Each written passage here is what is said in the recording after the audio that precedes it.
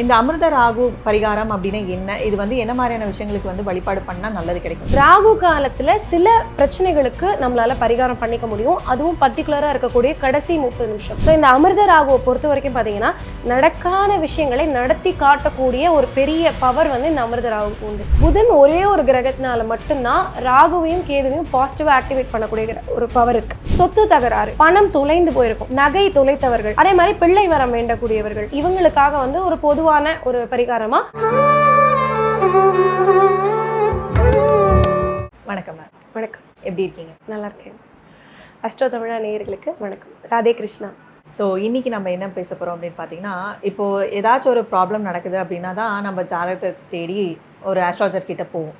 So அப்படி இருக்கும் பொழுது சிம்பிளாக ஒரு பரிகாரம் பண்ணுறது மூலயமா, வழிபாடு பண்ணுறது மூலயமா ஒரு பெரிய பிரச்சனைக்கு உண்டான சொல்யூஷன் இருக்குது அப்படின்னு சொன்னால், நீங்கள் சொன்ன இந்த ராகு அமிர்த ராகு பரிகாரம் அப்படின்னு ஒரு விஷயம் பேசிகிட்டு இருந்தீங்க.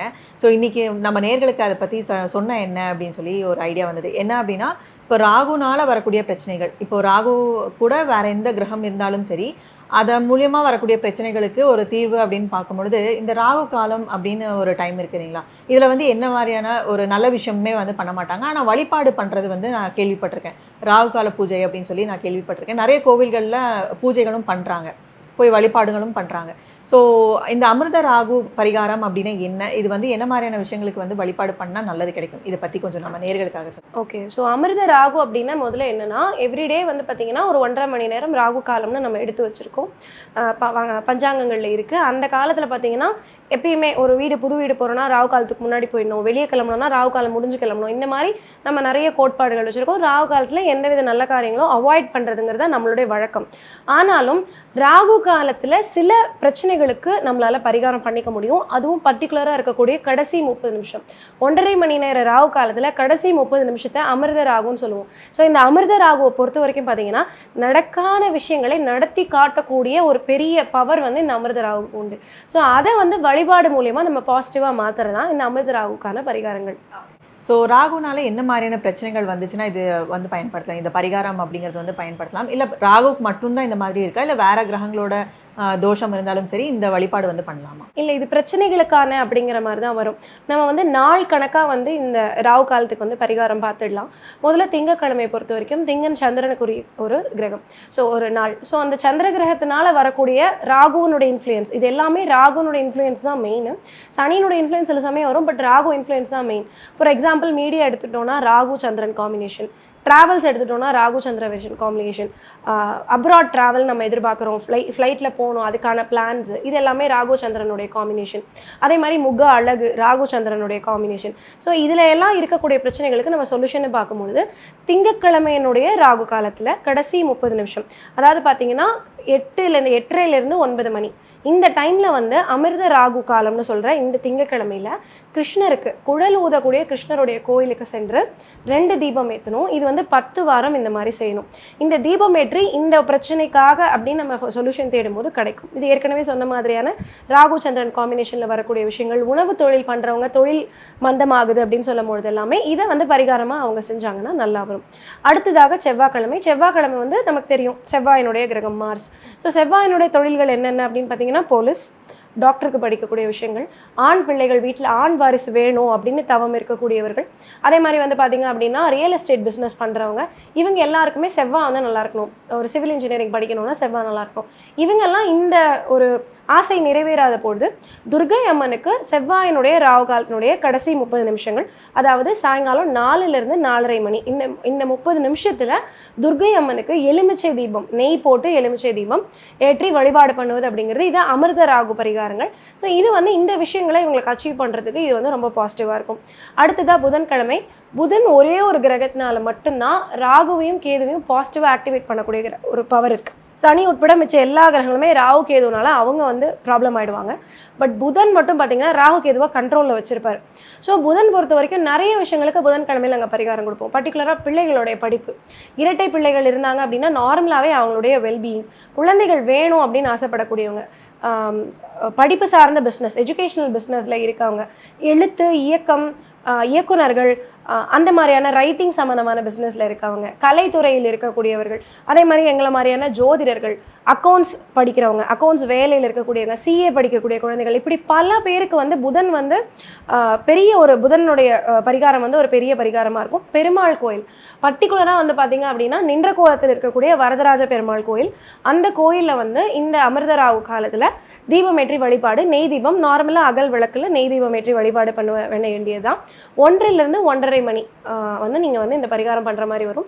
கோயில்களில் இது வந்து பார்த்திங்கன்னா எல்லா பரிகாரங்களுமே 7 to 10 வாரங்கள் அப்படிங்கிற மாதிரி. புதன் வந்து 10 வாரங்கள், சந்திரன் வந்து 10 வாரங்கள் வரும், செவ்வாய் மட்டும் 7 வாரங்கள் பண்ணுற மாதிரி நமக்கு வரும். அடுத்ததாக பார்த்திங்க அப்படின்னா வியாழக்கிழமை வந்து குருவுக்கு உகந்தது. சொத்து தகராறு, அதாவது வந்து பார்த்திங்கன்னா லாங் டேர்ம் சொத்து, நம்ம வந்து செவ்வாய் ரியல் எஸ்டேட்னு பார்த்துருந்தோம், அது வீடு வாங்கி கட்டணும்னு ஆசை இருக்காங்க. இப்போது குருவுக்கு வந்து பார்த்திங்கன்னா பூர்வீக சொத்து தகராறில் மாட்டிகிட்டு இருக்கோம். அந்த மாதிரியான விஷயங்கள், பணம் தொலைந்து போயிருக்கும், பேக்ல இருந்து தொலைச்சிருவாங்க, வேற யார்ட்டையாவது கொடுத்து பணம் மாட்டிக்கும், அந்த மாதிரியான விஷயங்கள், நகை தொலைத்தவர்கள், அதே மாதிரி பிள்ளை வரம் வேண்டக்கூடியவர்கள், வீட்டில் உடல் நலம் ரொம்ப குன்றியவர்கள் இருக்காங்க அப்படின்னா இவங்களுக்காக வந்து ஒரு பொதுவான ஒரு பரிகாரமாக வியாழக்கிழமையினுடைய 2 to 3 மணி. இது என்ன ஒரு ப்ராப்ளம் அப்படின்னா, வியாழக்கிழமையில் வந்து இந்த 2 to 3 டைமில் வந்து கோயில் ஓப்பனாக இருக்கிறது கொஞ்சம் கஷ்டம். ஸோ அவங்க மட்டும் முதல் வாரம் தட்சிணாமூர்த்தி சன்னதியில் ஏதாவது ஒரு ஏற்பாடு பண்ணிட்டாங்கன்னா மிச்சம் 10 வாரங்கள் 11 வாரங்கள் வந்து, அதாவது முதல் வாரம் முடிஞ்சது, அடுத்த 10 வாரங்கள் வீட்டில் ஏற்றி பரிகாரம் பண்ணிட்டு கடைசி வாரம் வந்து கொண்டக்கடலை மாலை வந்து செய்து குருவுக்கு அனுபவிக்க வேண்டும். இது வந்து குருவினுடைய சன்னதியில் செய்யக்கூடிய பரிகாரம். அடுத்ததாக வெள்ளிக்கிழமையை பொறுத்த வரைக்கும் சுக்கிரனை வலுப்படுத்துவது நிறைய பேருக்கு நான் சொல்லுவேன். வீடு வாங்கணும், புதுசாக நான் நிலம் வாங்கிட்டேன், வீடு கட்டணும் அப்படின்னு ஆசை இருக்கக்கூடியவர்கள், பொதுவாகவே பொருளாதாரத்தில் நாங்கள் பின்தங்கிய நிலைமையில் இருக்கோம், முன்னேற்றம் வேண்டும், கணவருடைய மாங்கல்ய பாக்கியத்திற்காக, கணவருக்கு உடல் நலம் சரியில்லைன்னு பெண்கள் வேண்டிக்கிட்டு செய்யக்கூடிய பூஜைகள், பெண் குழந்தைகளோட வெல்பீயிங், நல்ல மாப்பிள்ளை அமையணும், அந்த மாதிரி இருக்கவங்க, இவங்க எல்லாருமே வந்து சுக்கிரனை பொதுவாக வலுப்படுத்துவதற்கு, சுக்கிரனால் ராகு பாதிக்கப்பட்டிருந்தால் ஆண் பிள்ளைகளுக்கு திருமணமே நடக்காது. ஸோ அவங்களுக்கு வந்து லவ் மேரேஜும் ஃபெயிலியரில் போகும், அரேஞ்ச் மேரேஜ் பார்த்தாலும் திருமணம் அமையாது. ஸோ அவங்க எல்லாருமே வெள்ளிக்கிழமை 11 to 12 மணி மத்தியானம் வந்து தாயாரனுடைய சன்னதியில் நெய் தீபம் ஏற்றி வழிபாடு பண்ண வேண்டும்.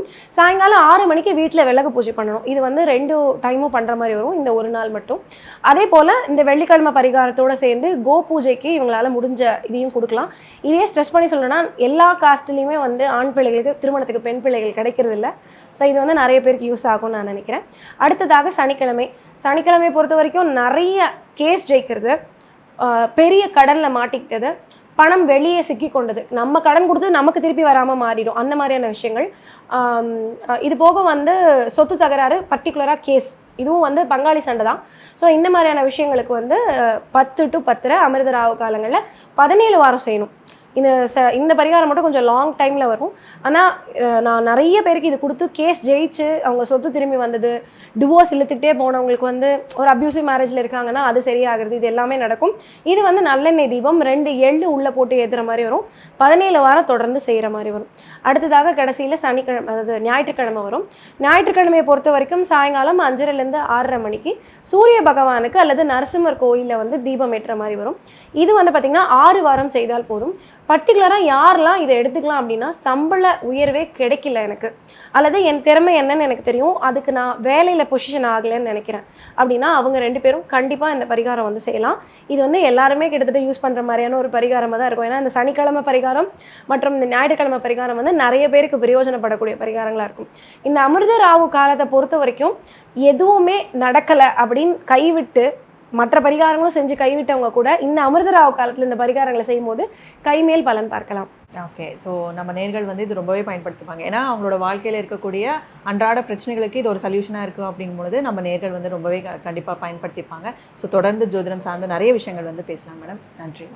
நன்றி. ராதே கிருஷ்ணா.